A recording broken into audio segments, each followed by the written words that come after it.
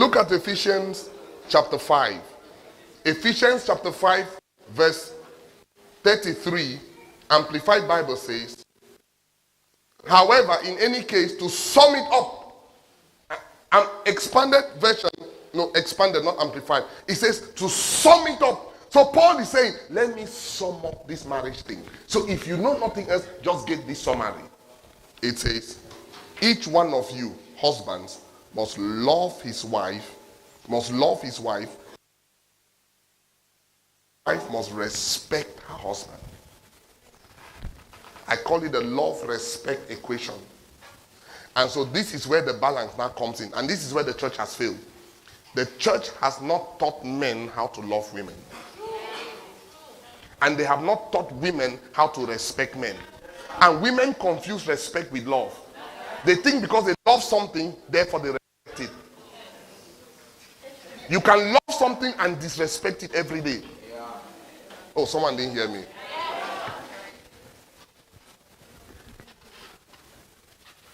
Okay. Do you know why husbands love your wife? It doesn't mean that the wife doesn't love the husband. You know that there's a balance.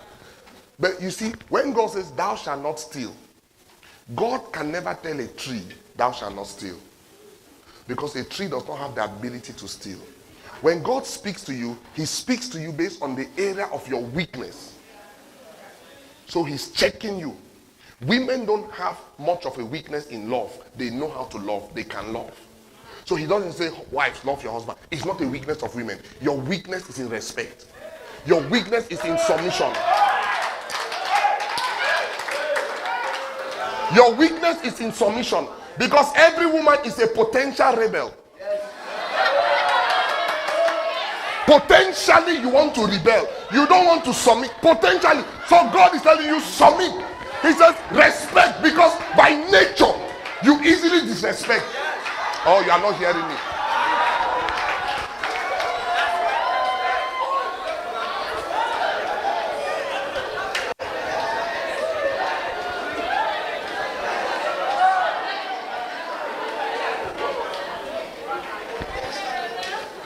You want to try?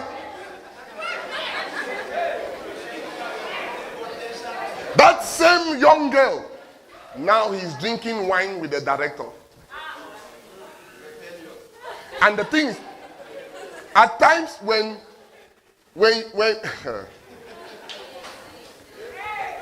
you know, one of the mistakes immature women make is that familiarity makes them lose respect. And for those of you whom God will call, and it is a powerful, respected, high-ranking man approaching you, ladies, rule of engagement. Don't let that, if he said, don't worry, just call me Timothy, it's a lie. Put his title. That thing, until he marries you, before, don't push him to, don't start thinking that because he's coming to you. Now, he calls you in the midst of his friends. He says, no, I'm tired, I'm not coming. And then you come to the office because he's dating you. You come and tell the secretary, it's Timothy in the office today. What? Oh no, but he told me to call him Timothy. What? I say put his title. Oh, someone is not getting it. Cultures are different. Our England culture is because at times in Africa when you say dating, people don't understand. Okay, that just means someone interested in you and you are trying to find out if things will work. How do I define that again? Okay, good. Because that's the weakness of the woman. Now he says, husbands, love your wives.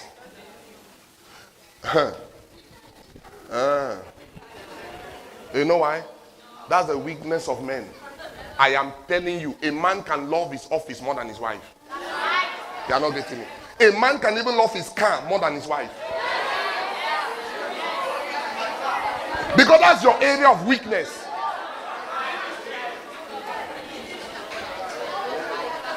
He can even love the church more than the wife.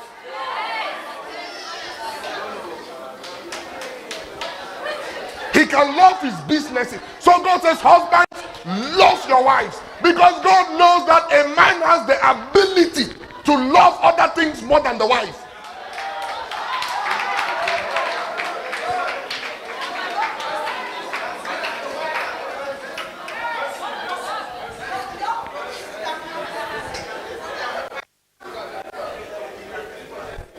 Now, this is not how you help each other. This is how you do it.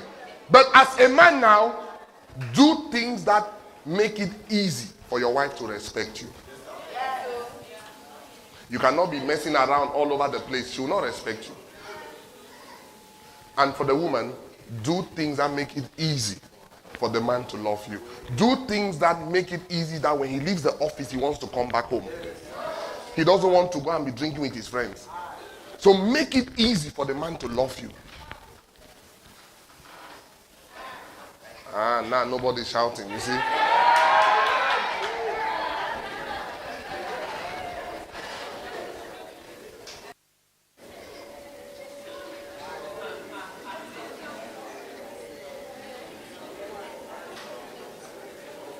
Okay, principles of choice.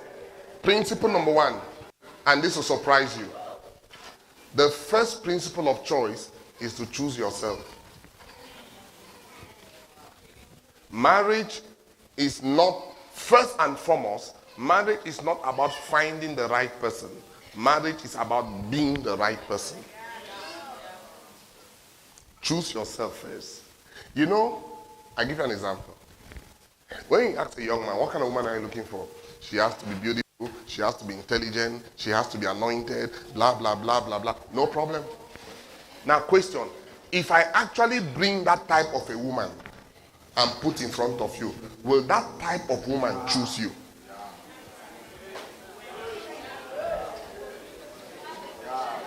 Someone didn't get me. Young lady, what kind of man? I'm looking for a man. He must be handsome, must be anointed, hardworking, you know. Okay, no problem. If I bring that kind of a man and put in front of you, will that type of man you have described choose you?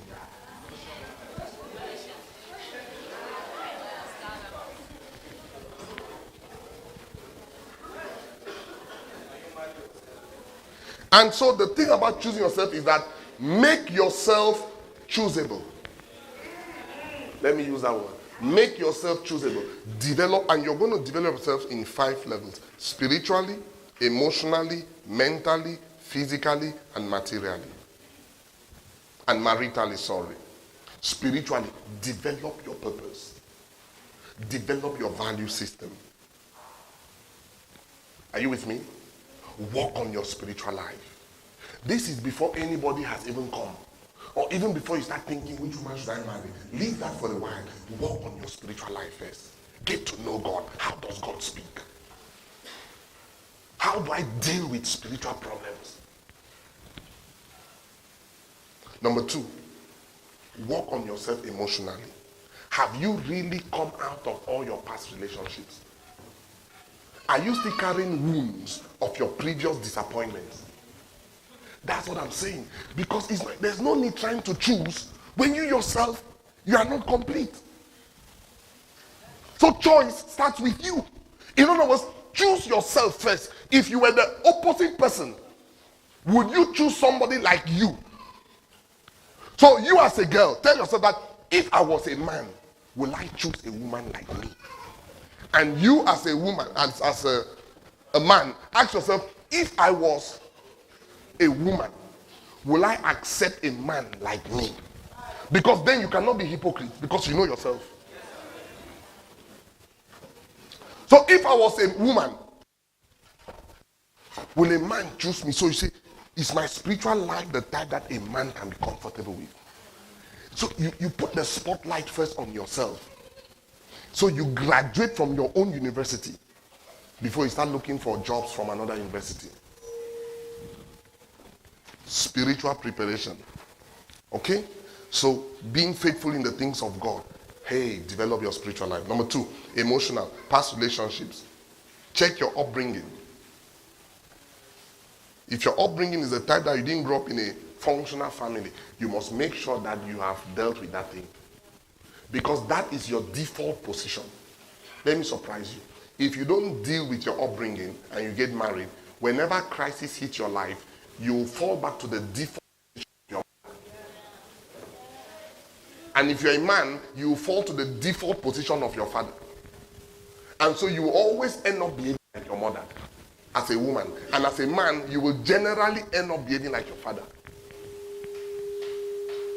If your father was a violent man and you did not deal with it, when crisis comes, you would generally revert to that default position of being violent against your wife. If your mother was the one that insults your father every day, the day your husband provokes, even when you control yourself, one day you will lose control. Guess what? You will just manifest like your mother. Emotionally, deal with all of that thing. And then mentally, develop yourself in the general issues of life. Don't just sit there. Develop yourself. In other words, just the basic things of life. Just get to know how life functions. Don't just be a block person. School, church, house. School, church, house. School, church, house. That's not a good life. You look at the world around you. Get to know, at least understand a little bit of politics. Understand a little bit of football. Oh, I'm a girl, I don't love football. Go and learn it. Go and study the rules. Just because you don't know the kind of husband you get.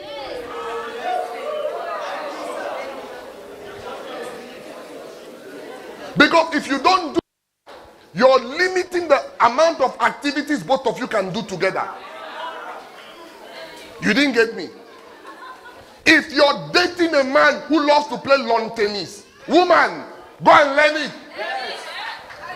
If you're dating a woman who loves to go and swim, young man, go and learn swimming. Because then this is what you're doing. You're increasing the time that people will be spending together and reducing the time that other people will be spending with them.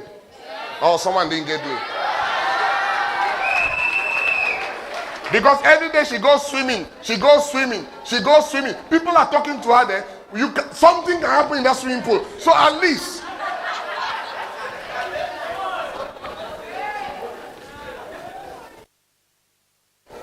your wife is a businesswoman. And you say, no, me, I'm just an administrator. Young man, learn some things about business. So that your wife can come back and say, there's this business proposal that I'm working on. And then you can talk, you can contribute. Then when you're blank in business, I didn't say go and study business. Just get the basics. Mental preparation.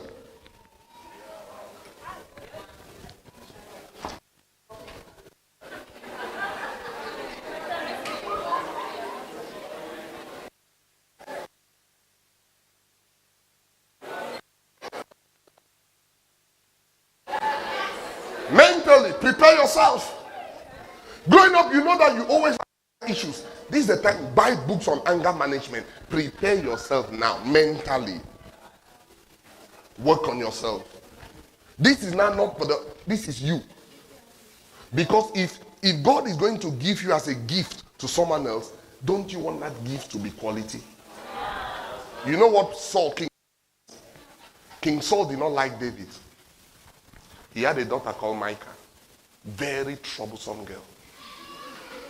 So Saul said, I'm going to trap David. I know what I'll do. I will make sure he marries Micah. Because if he marries Micah, he has married Pepe. There are some people that when they come into your life, trouble has come. So you want to be the kind of gift that when your husband kneels down to pray, he'll say, Father, thank you for this woman you gave me. You want to be the kind of man that when you look at your wife, you're like, God, what did I do to deserve this kind of woman? Otherwise, you will kneel down, but your mouth will be saying, Father, thank you for my wife. But your heart will be saying that, God, why did you do this to me?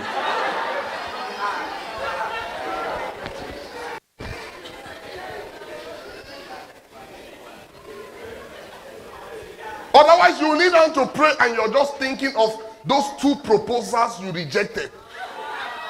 And you're looking at this man that you chose and you're wondering what came over you to choose this man.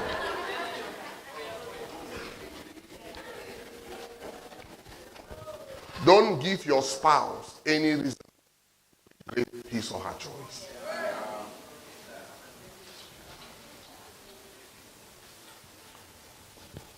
Next one, physical preparation. You must work on your physical appearance, work on your hygiene, and physically, especially as a man, have a concrete plan for your source of income. No woman should marry you by financial faith. Even if there's no, I didn't say the man must be rich, no. He may not have now, but you as a woman, you must be able to see where he's going. And see it clear, know that this guy is struggling now, but the type of plans and projects, the way I see him working hard, the kind of way he's faithful, this guy will make it. Then you can marry him. I'm not in that, oh, the man must have a 3-bedroom house. If it's 1 bedroom, let him have it. Go and sleep there, no problem. But you know the vision he carries. This is a millionaire in the making. So physically prepare yourself. And for the ladies as well, don't just enter, oh, a man will come and be giving me money. If a man doesn't come, how will you meet up financially? Are you not supposed to be a helpmeet for the man? Why do you think the helpmeet doesn't also include financial helpmeet?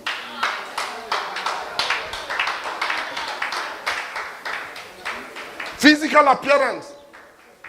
Physical appearance is a cheap thing to do. It is not in design. You can have 2 shirts and 2 trousers, but you keep them neat and you look good in them.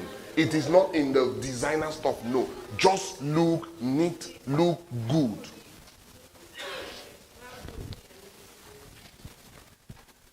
I want to say for 50,000 francs. There are some that for 1,000 francs, 800 francs. You will pass someone, people say, no problem. Only you knows it's 800 francs. Only you knows.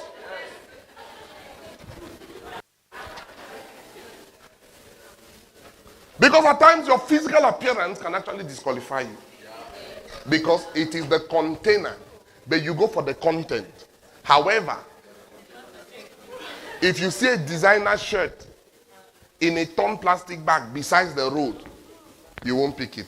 If you see a counterfeit shirt that they have well packaged and put in the shop, you pay for it. Content is the most important. The container is what attracts people, then they can know what is in the content.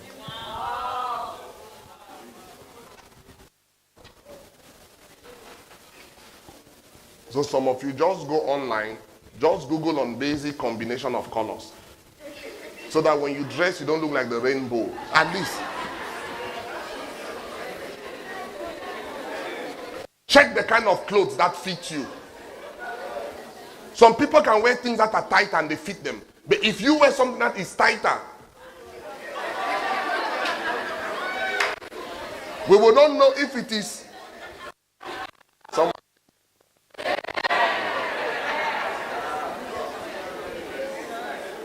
You want sunshades? Get the kind of sunshades that fit the shape of your head.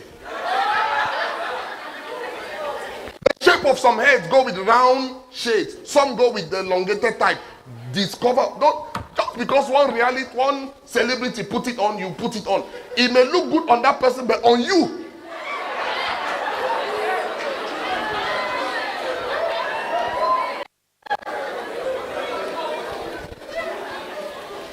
Some ladies look dangerously attractive in dresses. Some look excellent in skirts. But the one that looks wonderful in skirts, trousers may not fit her well. Don't say, stop wearing trousers.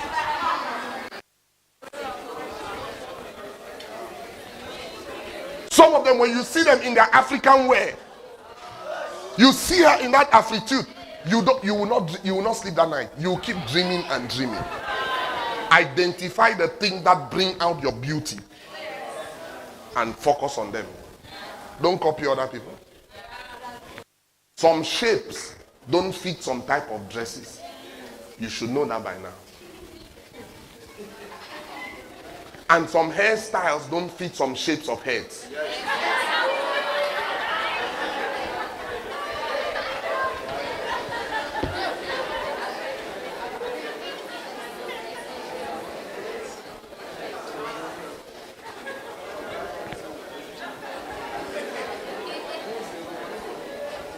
Okay. And then prepare yourself now maritally. Maritally, like you're doing now, you know, you're listening to a seminar, buy books on marriage. Find out what, for example, you must already ask yourself, what are the roles and responsibilities of a wife? I gave you before, I told you there were 7 for husband. Study them. What are the needs of a man? Do you know them? And how to meet those needs? Because the thing is that you think that a man is like you. A man is not like you.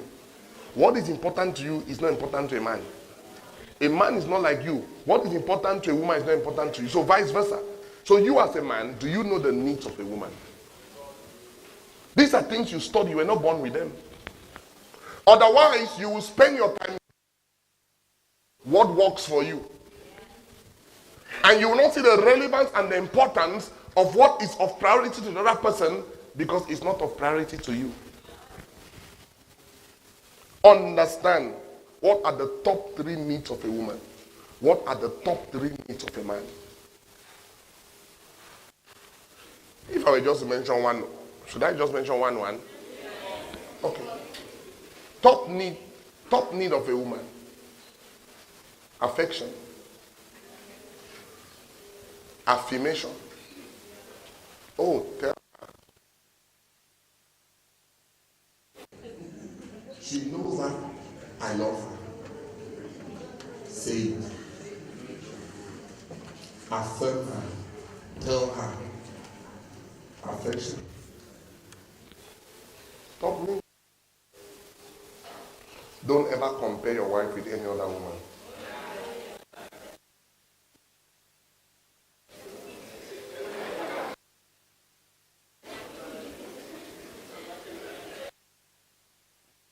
Well, you know, and after it's the way they are, you can tell her today, she's still expecting to say it again tomorrow, and then, but I said it yesterday, no, that's how to train yourself.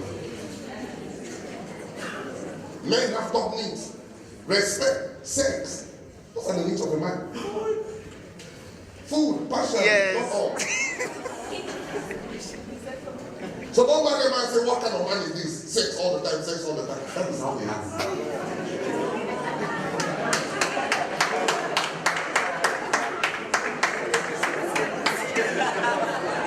Because the man can also say, what kind of woman is this? Every time you want me to show affection, every time affection.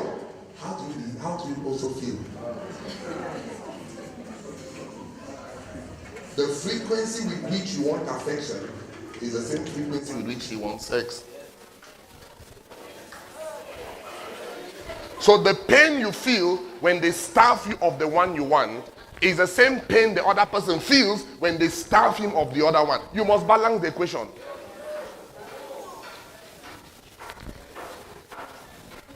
Respect. Oh, men feed on respect. Don't disrespect him because there's my husband. Hey, don't do that. Don't say I'll not show affection. There's my wife. She understands. She doesn't. Okay. My intention was not even to go into that. Someone must have pulled that out of my spirit. And of course, there are things you do to make all of this easy. Isn't it? Good. Needs. Okay. Number 2, how do you really choose? 1, spiritually. Check the spiritual value system of the person. Are you compatible with the person spiritually? When you marry someone who doesn't love God, who doesn't like God, who hates pastors and hates your church, my question is, how would you solve it? There's a crisis. How would you solve it? How do you even proceed to agree? You believe that he believes that every Saturday night is for the nightclub. You don't want to be going there. How would you live in that kind of a place? Number 1, spiritual compatibility, value system. Check their respect. Do they respect spiritual authority? And can I surprise you?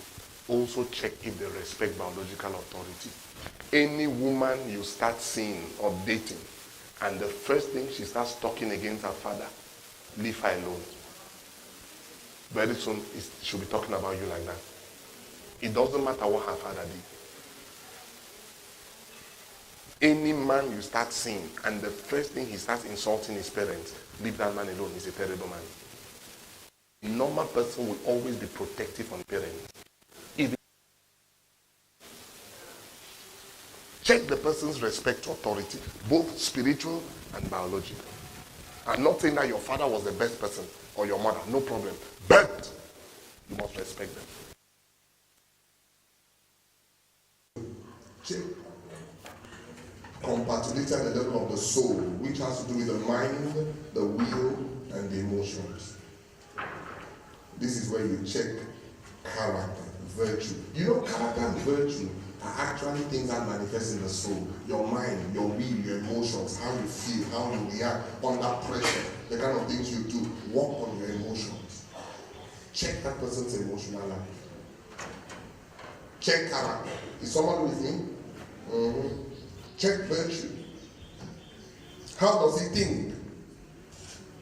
How does he see life? Somebody can be very spiritual. That means both of you are compatible spiritually, but you are not compatible mentally.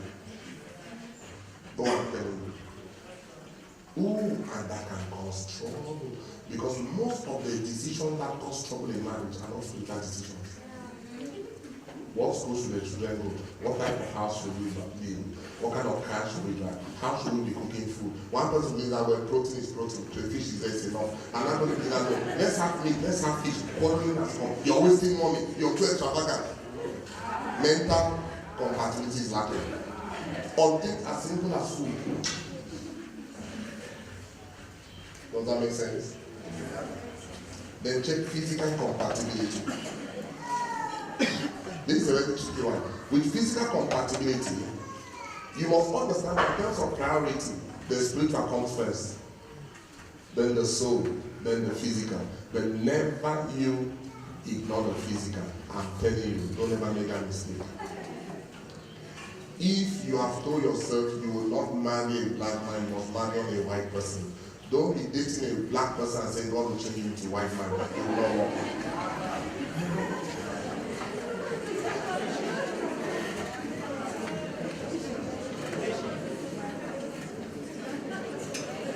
Marry someone you appreciate. Marry someone who is beautiful in your eye. Marry someone you feel is handsome in your eye. Don't marry someone and say that it's not because of God. Or don't marry a man like you. It's not because of God. What am I doing with a man like you? If physically you do not like the person, leave him alone. Beauty is in the eyes of the beholder. What you don't like, another person is dying for. And at times we must understand that nowadays money has power to change some things.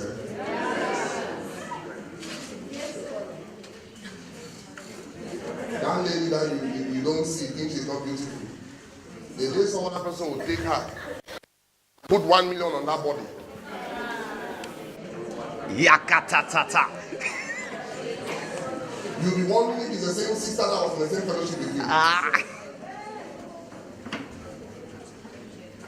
And like I said, at times beauty could just be that you have not learned your combinations in life.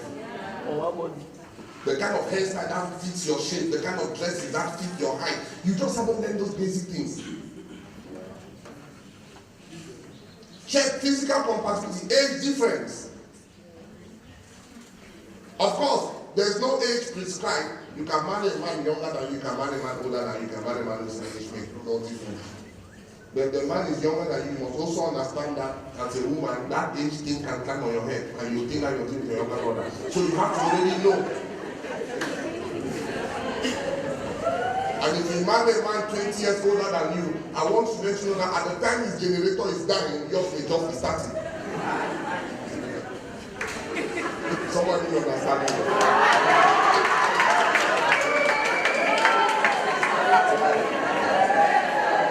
Generators are transparent. You're 35, your generator is hot on diesel, fuming. He's 60. His plugs are already dying. You see, you're in trouble. So you must factor that age difference. When it's too big, you must know the risk. You don't want that you go somewhere and people they say, oh, we saw your daughter. You say, no, that's my wife.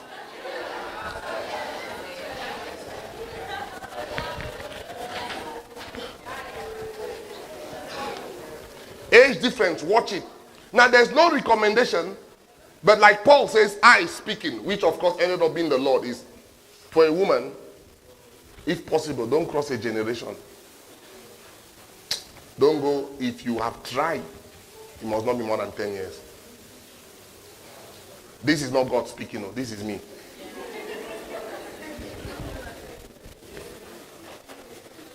Try to restrict within 10 years. However, there are always exceptions. You can be 30 and the guy coming is 43. But the guy is, you can, alive, he's young, he's even like if he's 32. Are you with me? So there are always exceptions, but just see that the 10-year thing, just walk. I mean, well, like I said, it's not a rule, so you don't look, because there are cases whereby you even marry someone younger and that's chaos. There are cases where you marry someone even 15 years older and the person is wonderful. And vice versa for a woman. But the only thing for a woman is that if the man is going to be younger, let him not be too much younger. He may not be too wise. Again, these are not rules. But just to let you know, it's not an age thing. Is someone with me? Good. Which point was I on now? Okay, number one, let me just list this. One, don't marry the person for the cash. Don't marry for the car.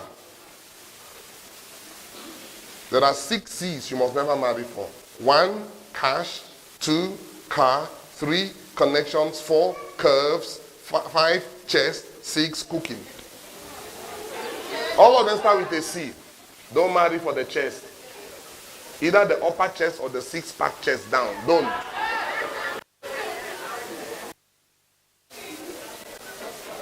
All of them start with the letter C. First C, someone say cash. Second, say car. Third, say connections. Fourth, say curves. Shape, curves. How she's curved. No. Number 5, say chest. And then cooking. Don't say I must marry her the way she cooks. Hey. She's not the best cook, I can assure you that. She doesn't have the best chest, I can assure you. You will see people in. He doesn't have the best car, I can assure you that. Money, forget it.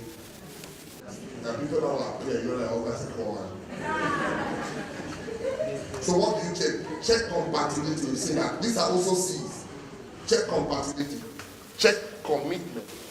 Check character. Check church. What church does he go to? All of them are letter C's. I make it easy for you that way when I use one particular letter, isn't it? So you've checked what? Compatibility, commitment, character, church. Check communication. Does he listen? Does she speak all the time? Next one, check children. How many children does he really have? Sister, how many children does he really have? Check it. Don't take it because he said it. Does he really have? You know, ladies have gotten married and realized that their husbands had children they didn't know.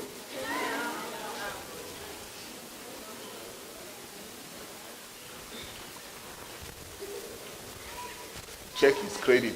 Check his credit. Credit means is he owing debt? Is he owing the bank? Don't marry and they come and take your house tomorrow. Check who are his debtors or creditors. Serious creditors.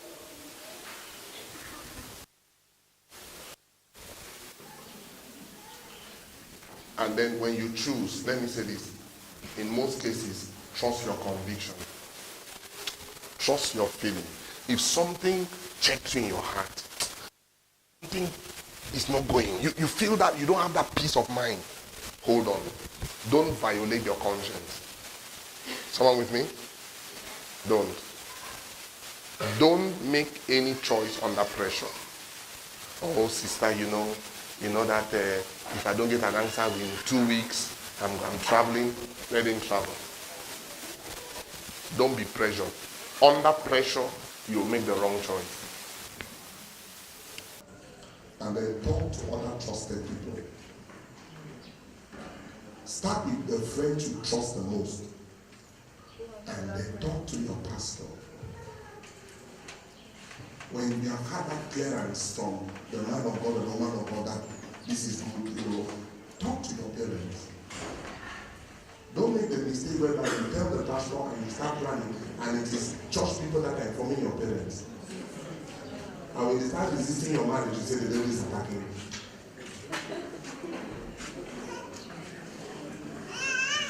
Okay, let me say this, I promised you. Right? Strategic positioning. There are 6 laws in positioning. I'll give you just 4. Number 1, the law of visibility. People have to see you to be able to choose you. It's called the law of visibility. So your sphere of influence must not just be house, school, church. House, school, church. Begin to go to places that you can be visible.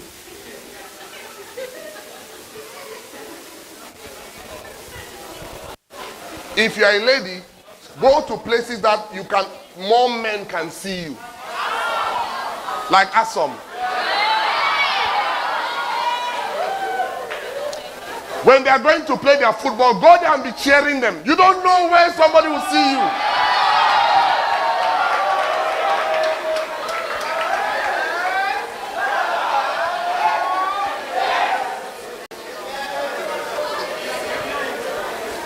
The law of visibility, you cannot be chosen if you have not been seen.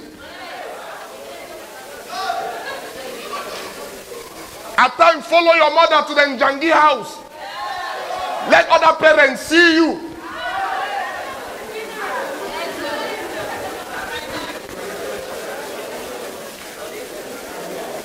It is better for many people to approach you and you choose.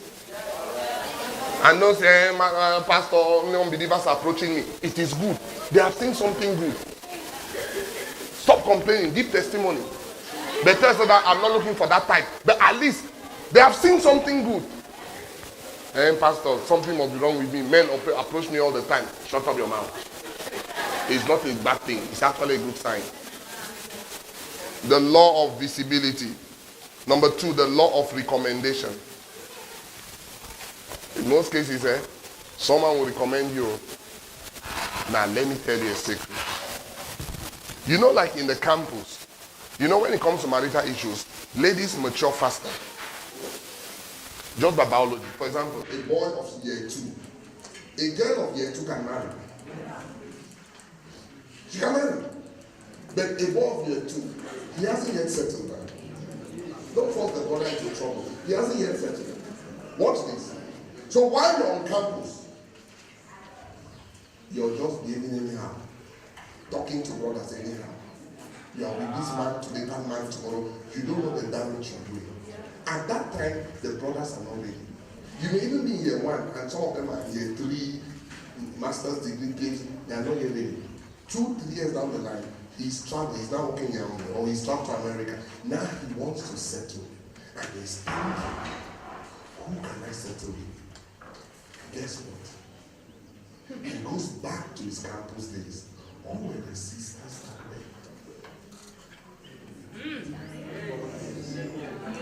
At that time, he was not ready. 5 years now, he's ready. He's thinking. You go and mention to him, sister says, oh, that one. You have disqualified yourself by the way you were behaving on campus. Even when he calls his friend, he says, bro, I'm looking for a wife. Do you have anybody? That his friend is also thinking in the fellowship, in the campus. They are scanning. So there are things you will do now that it is in 5 years that this action will give you a recommendation for you. The law of recommendation. There are things you do to people now that it will not be those people. But they are the ones that he will be there in campus. You're in year 3. He has an elder brother, God fearing.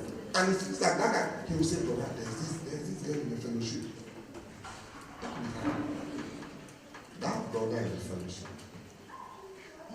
be the one that you insulted. Because you see, you don't know who may recommend you. The law of recommendation. I don't think you understood that law very well. And then you come, you're proposing to the sister now. The sister contacts her friend. And they say, hey sister, that brother proposed to 6 ladies. Where were you?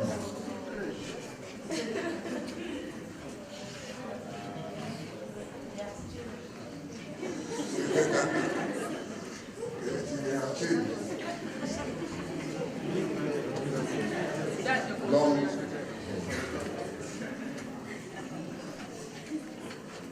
Strategic position. This one is a very, very powerful one. It is called the law of non-exclusivity. What does that mean? That means in your position, you must be sure that someone is not blocking you. Someone can be blocking your view. How?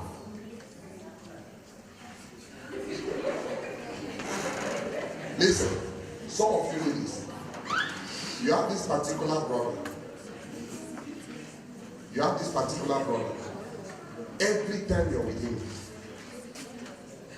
in the morning you're with him, in fellowship you're with him, you go home you're with him, in class you're with him. Yet, he has no plan. He treats you like you're exclusive to him.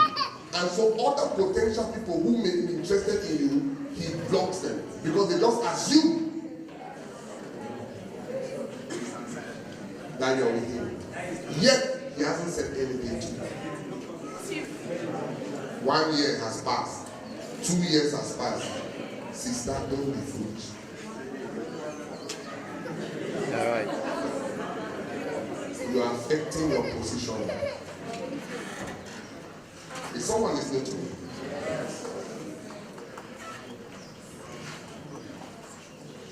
To the point that when you even chat to another brother, he's angry.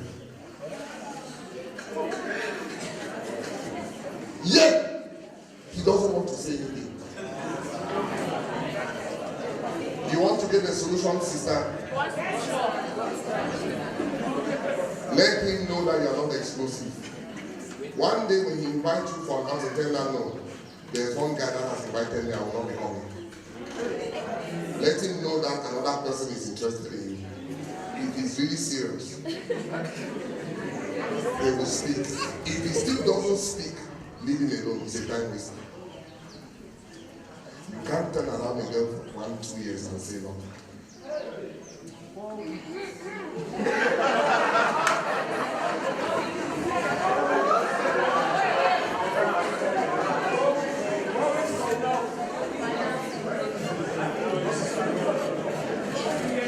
You must never be exclusive to any man that's not your husband. Until a guy has proposed, you are free to go out and sit and have Coca-Cola with any other man.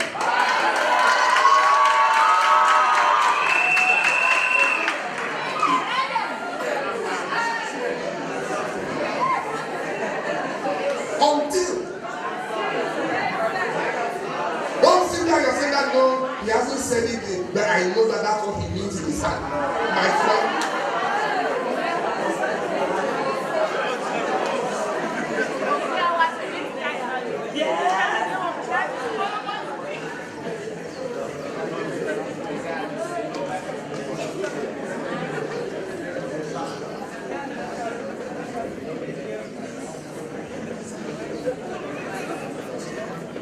At times when you're with him, at times you will organize when you're with him, beat one of your brothers in church and say, when I beat you, just call me back.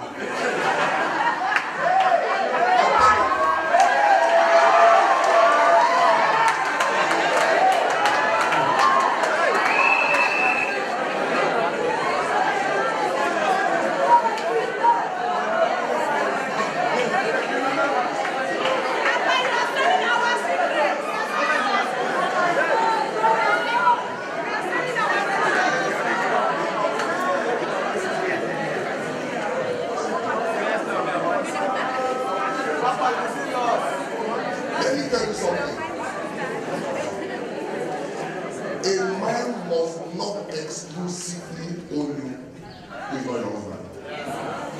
If you like to argue, I'm telling you, mom, never. What do you mean? You're not married to her. They want her to be accountable to you. Where did you go yesterday? Who were you with? It's none of your business. It's none of your business.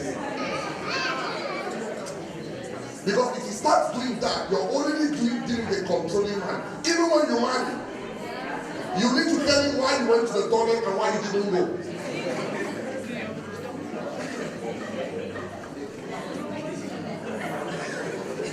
At times when your father calls you and you pick the phone, say, oh, daddy, I miss you. Don't say that, just I miss you so much, I love you, and really look forward to see you. You let him know that it's your father. After, who are you talking with? Just say with the man. Is your father not the man?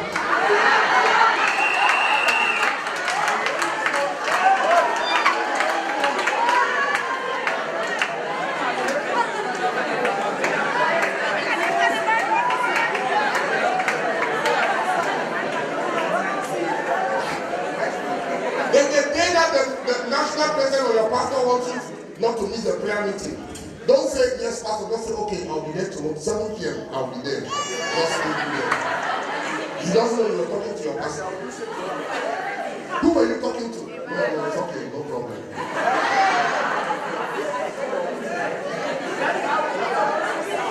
A man must never feel that you're desperate as a woman. He will abuse you. And after 3 years, you tell that he did not hear God well.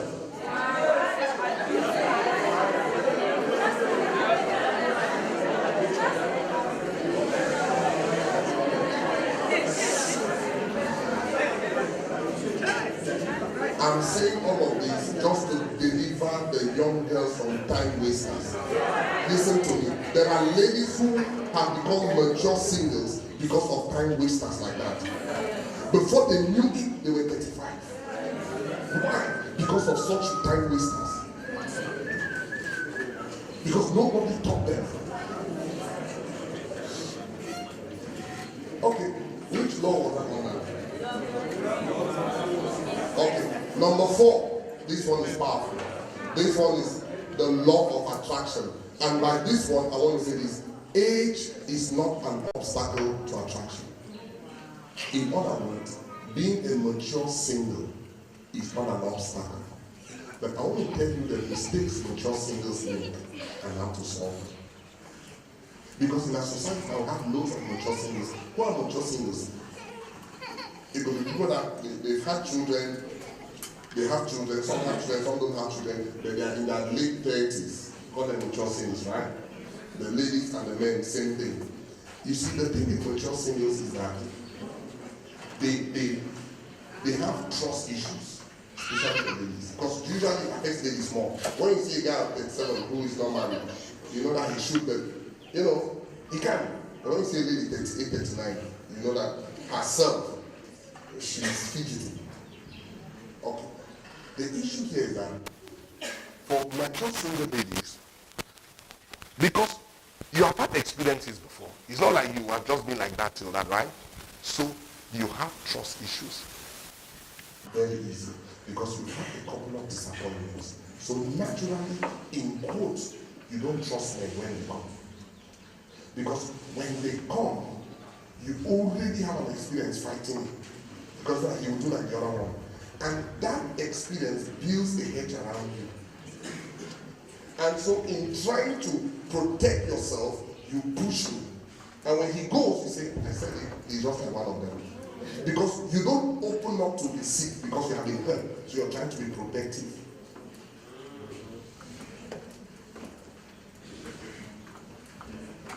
And number 2, mature singles find it difficult to know if a man really loves them because they are mature. They have a job, they have a car, they have a house. So in their minds, what is this guy really after? You get the point? What did this guy really want? And then the other mistake mature singles make as well is that some of them, why do they really want to marry? It is easy to really want to marry because you want children. You're mature single. You want to have your children. So it's like, Pastor, I'm targeting, oh, I need to have children. What you don't know you have said is that you're looking for someone to father your babies.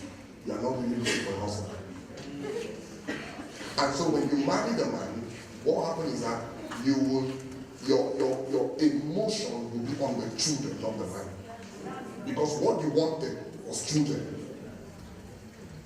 And mature singles as well, if they don't train and develop themselves, respect and submission is a very difficult thing.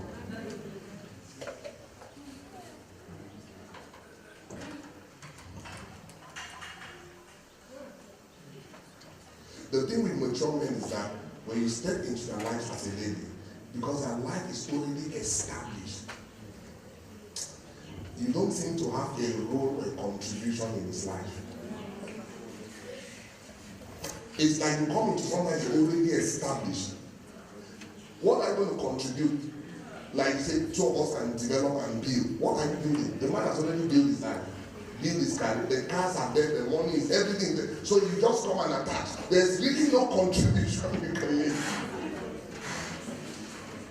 And then with the mature man is the fact that it reduces your bargaining power in the relationship as a woman. Is that you cannot really, what are you even trying to say? Does that make sense?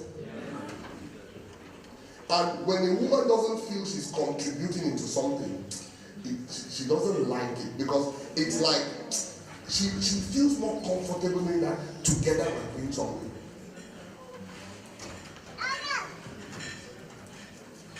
Because as a mature single, let me surprise you, you can get married faster than single young girls.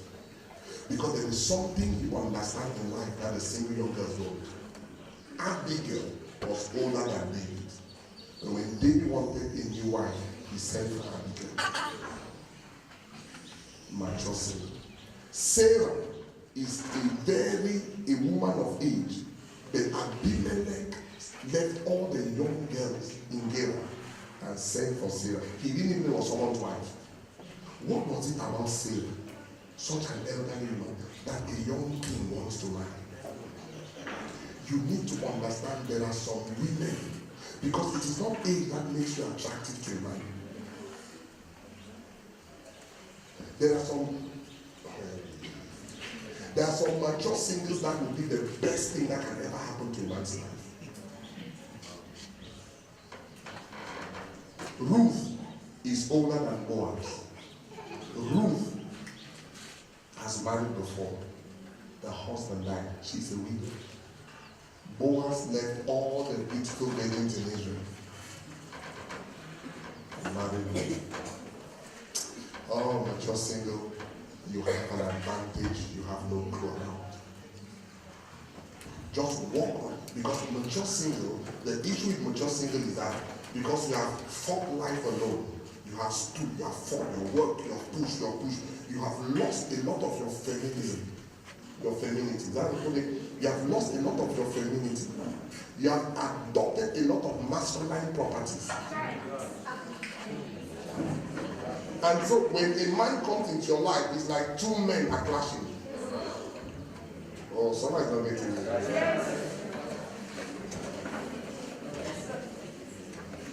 You have been alone. You have learned to make decisions alone. You have learned to push your life alone. You have learned to be independent. Now a man comes, your independence will not just disappear. It doesn't matter you want to come, oh, let's agree what to do. No, for the last 15 years, you have agreed on your own and done your thing. So your emotion does not really have space for a man. And so as a single woman, there are a couple of things you have to start working on. You must start working on that independent spirit. It is good for a single person, but if it is marriage, it will not work.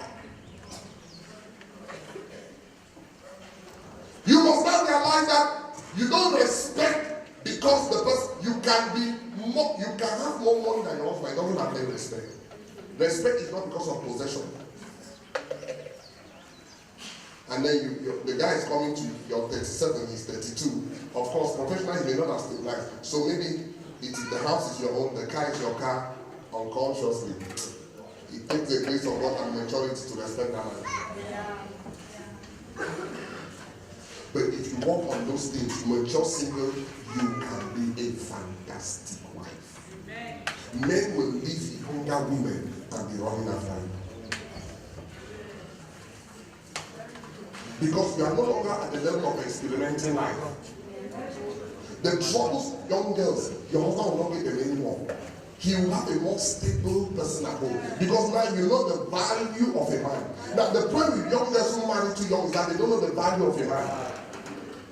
Anything you don't suffer to give, you don't know the value. You just came out of university, second year they came and paid your bride price, third year you went and got married. Married at 21, you don't know the value of a man. Watch that lady who is now 35, whom 3 men have messed up around. When she sees a man, she knows the value.